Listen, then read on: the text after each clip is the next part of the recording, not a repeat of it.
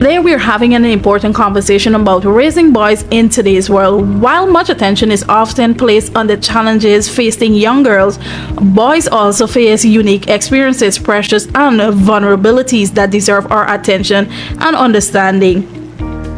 So thank you for joining us. Let us get into the conversation. Yes. So I believe right now when dealing with young boys, I emphasize on integrity, empathy, and accountability. We want boys who are honest right now in society and who can feel what others feel and who can take responsibility as well for their actions. And I want to add respect for themselves and for people around them as well. So those are the values that I hope young boys can learn today. Integrity, empathy, accountability, and most importantly, respect for themselves and others. So how do we create an environment where your son feels comfortable talking to you about difficult topics? So I always say to parents, start at an early stage and stay consistent. When children are small, make conversation a daily habit. Not just when it's big moments like graduation or a big accomplishment.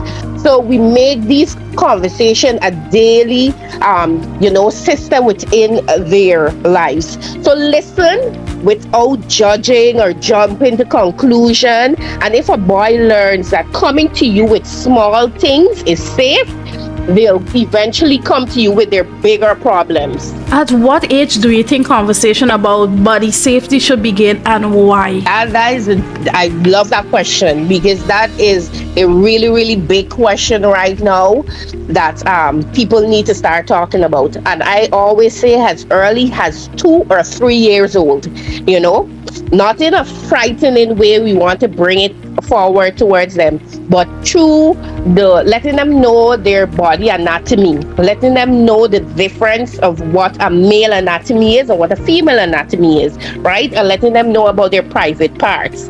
The earlier a child has that vocabulary and the framework, the better they're equipped.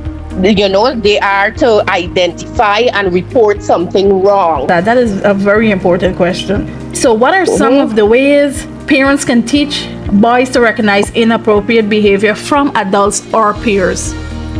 Oh my, this is another big question here, because like it comes back to letting them know about their bodies, right? So to teach them the difference between these secrets and surprises.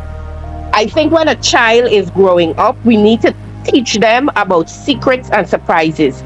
Let them know that if an adult comes to you and say, hey, I want to do this, but don't tell your parent, or don't tell this an adult that is responsible for you. Or if you're put in a position, let them know if they're put in a position that they feel uncomfortable with this person or confused, they need to know that it's never okay. Teach them that no adult should ask them to keep secrets from their parents or their guardian, and that feeling uncomfortable is a signal worth listening to. It's not a good feeling. So when you start teaching them from young that, hey, mommy or daddy or some adult tell me I shouldn't keep this secret, so if you touch me in the wrong way, I should always tell my parents, because secrets are not good. So they need to know the difference between that.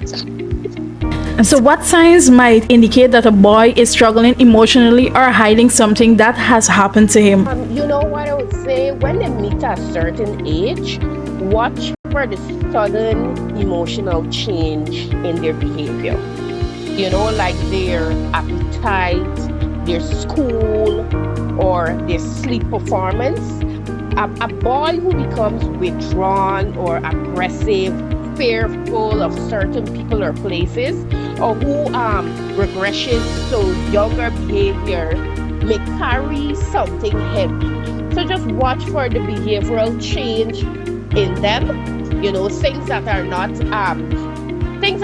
not leading to good attitude then.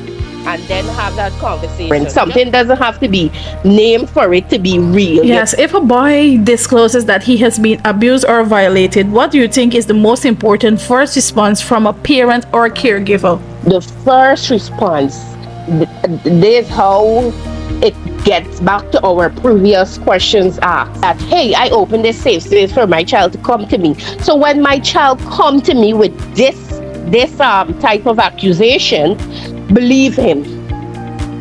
Do not tell him he's wrong. Do not tell him, believe him. This is the first instinct as a parent. You believe him. Do not minimize or question or express shock in a way that shuts him down, Say, thank you for telling me this. This is not your fault. Always make them know that whatever happened to them is not their fault, and you're going to make sure that they're safe before even, judging or this or that. Make sure they know that whatever they claim that is happening to them or happened to them, it's not their fault and that they're safe. So those words can be the difference between a child healing and a child carrying that wound silently for decades. Okay, I have two more important questions leaving back for you before we end our interview. And my second to last question is, what misconception do you think society has about boys and their emotional needs? Ooh, that is another great one.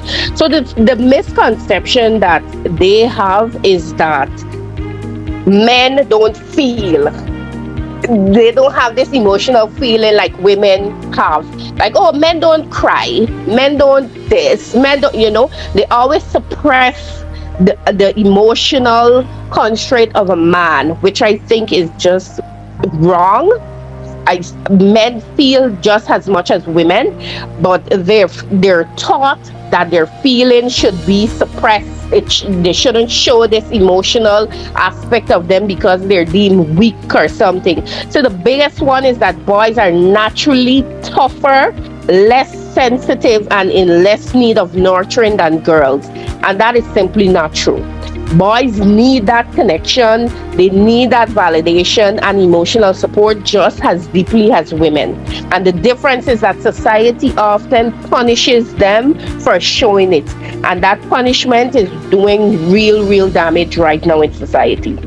Yes, as you can see, the recent incident a few days ago that was surfaced. I know it would have been a while, but now surfacing. So yes, that's yes, I saw it and it was sad because the boy did mention, one of the things that took me back is he said that when men come out to say they're physically abused or emotional abuse, is get pushed to the side or laughed, and that's sad. That's really sad.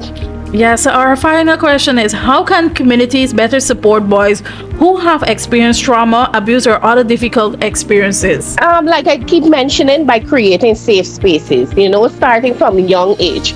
If communities can have, I don't always believe that you always have to get somebody who is certified counselor or, degree and this and that. Simply create a space that a child can come and speak to you, especially if it comes from somebody who have dealt with the same situation when they were younger and they're healing. So just create a space where boys are believed and not blamed.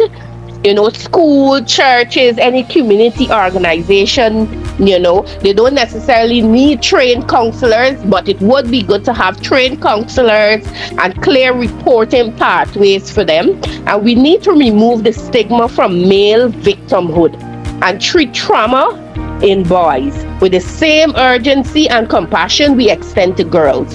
So we know that anytime a girl come and complains about something, people move fast. But when it comes to boys, always deemed, man, you don't get over the man. He's a man, tough it up.